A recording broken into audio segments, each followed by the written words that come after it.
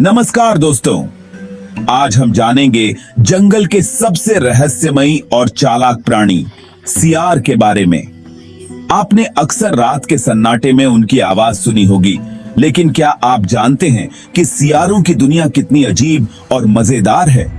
इस वीडियो में हम सियार के जीवन से लेकर उनके रहस्यमयी व्यवहार तक, उनकी चतुराई से लेकर पर्यावरण में उनके महत्व तक सब कुछ जानेंगे। तो आइए दोस्तों, सियार की दुनिया में एक सफर पर निकलते हैं।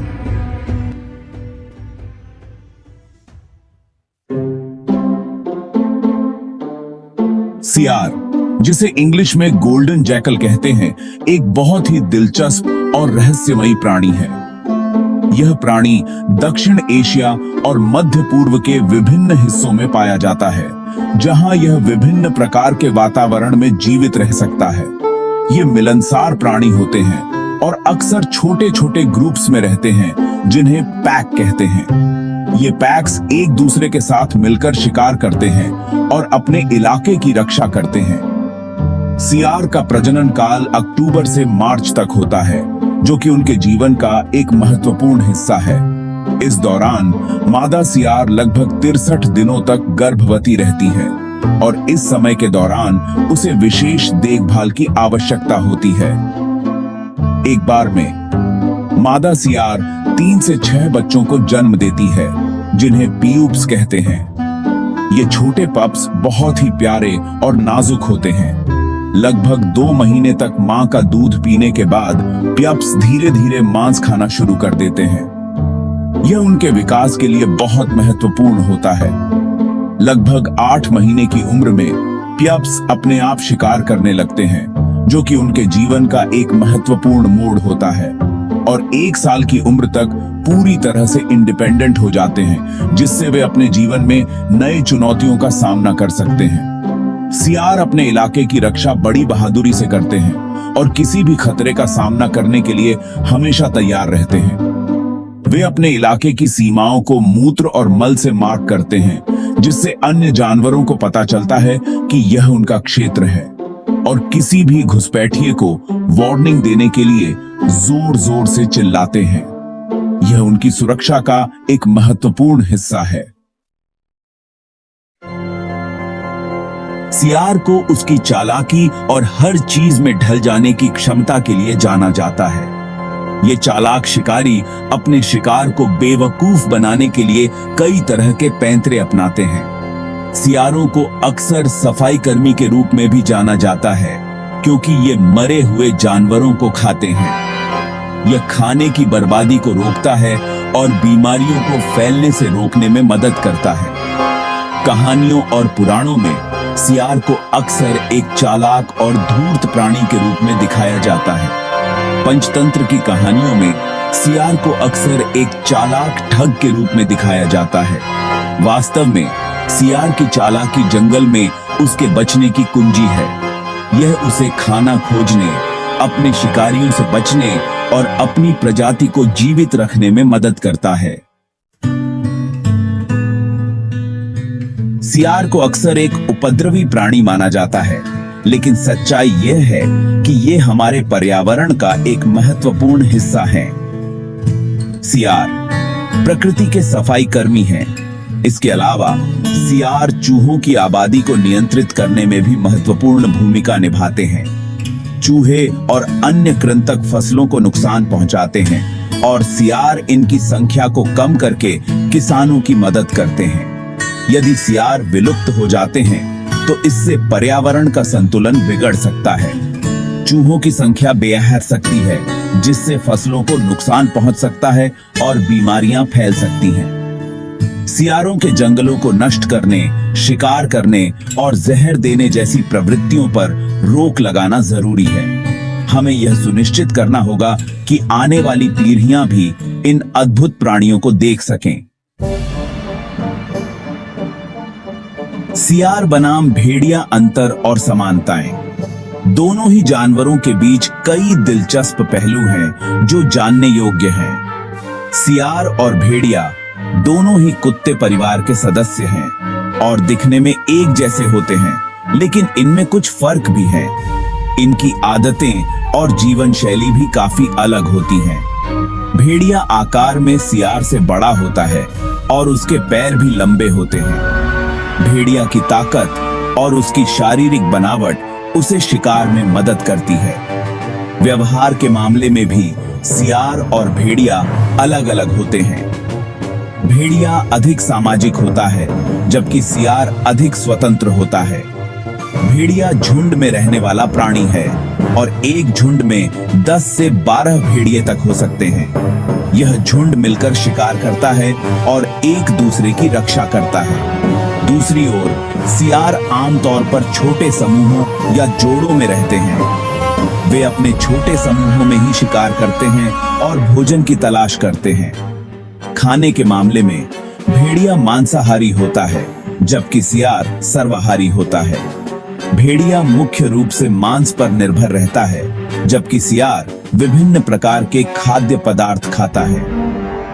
भेड़िया ज्यादातर हिरण, जंगली सुअर और दूसरे बड़े जानवरों का शिकार करता है, जबकि सियार छोटे जानवर, फल और सब्जियां खाता है। सियार की यह विविधता उसे विभिन्न पर्यावरणों में जीवित रहने में मदद करती है। सांस्कृतिक रूप से भेड़िया और सियार दोनों को अलग अलग दृष्टिकोण से देखा जाता है। विभिन्न संस्कृतियों में इनकी अलग अलग मान्यताएं और प्रतीकात्मकताएं हैं। भेड़िया को अक्सर क्रूरता और ताकत का प्रतीक माना जाता है, जबकि सियार को चालाकी और धूर्तता का प्रतीक माना जाता है। यह प्रतीकात्मकता कहानियों और लोक कथाओं में भी देखने को मिलती है। दुर्भाग्य से आज सियारों को कई खतरों का सामना करना पड़ रहा है। जंगलों की कटाई, शहरों का बढ़ना और शिकार की वजह से सियारों के रहने की जगह घटती जा रही हैं। सियारों की घटती आबादी चिंता का विषय है, क्योंकि इससे पर्यावरण का संतुलन बिगड़ सकता है। सियारों की संख्या को बढ़ाने के लिए सरकार और दूसरी संस्थाओं द्वारा कई प्रयास किए जा रहे हैं। हमें लोगों को सियारों के महत्व के बारे में बताने की जरूरत है और उन्हें यह समझाने की जरूरत है कि ये चालाक प्राणी हमारे पर्यावरण का एक महत्वपूर्ण हिस्सा हैं। सियारों को बचाने के लिए हमें उनके जंगलों की रक्षा करनी चाहिए, शिकार को रोकना चाहिए और किसानों को फसलों को नुकसान से बचाने के लिए नए तरीके अपनाने चाहिए। सियार की आवाज, जिसे हाउल कहा जाता है, रात के सन्नाटे को चीरती हुई सुनाई देती है। यह आवाज जंगल के वातावरण में एक रहस्यमयी और डरावनी अनुभूति पैदा करती है। यह आवाज कई तरह की होती है और हर आवाज का एक अलग मतलब होता है। सियारों की आवाजें उनके संवाद का एक महत्वपूर्ण हिस्सा होती हैं। सियार ज्यादातर रात में एक्टिव होते हैं और अपनी आवाज का इस्तेमाल एक दूसरे से बात करने के लिए करते हैं। रात के अंधेरे में उनकी आवाजें दूर दूर तक सुनाई देती हैं। वे अपने साथियों को अपने स्थान के बारे में बताने, खतरे की चेतावनी देने और अपने इलाके की रक्षा करने के लिए अलग अलग तरह की आवाजें निकालते हैं।